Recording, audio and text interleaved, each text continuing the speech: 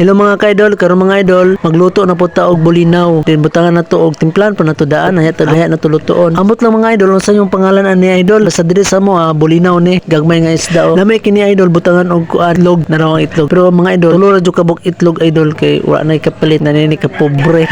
Pero ikawag pa na ko mga idol ang kuan, ang isda, ang bulinaw kay gitimplan pa na ko asin ug bitsin. Aya na ko kuan butangan og itlog. Dayon pagkahuman mga idol, magkuan itag itlog dayon bukon din nato ning tulo kabog itlog. Dinalian ng mga idol kay gutom na kayo sa naoras ron alas 8 na kapin wala pa ko'y pamahaw nanira tulo ra kabog itlog wa may lain ni kapalit butangan ng sibulyon pero kini mga idol kining itlog kahugon sa nidaan ning kuan butangan timplan po ni idol kining itlog kay para lami ba para na ako lami yeah lami kahugon na butangan rin kuan mga idol bitsin asin bitsin pero di na nang magic sarap kinasa ko ang sarap yeah then pagkahuman idol itlog ikahog na din diri sa kuan sa bulinaw na mga idol og ikahog na dayon then ready to prito na dayon idol lami kayo yeah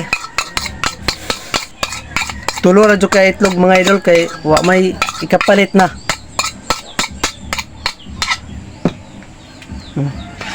ikahog din ang idol na kay gutom na kayo idol oy. Ready to prito na din idol. Nara idol, giprito na dayon. Ani ra ka simple mga idol nga magprito og bulinaw with itlog.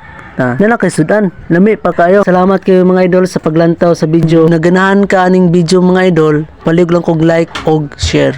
That's all and God bless mga idol.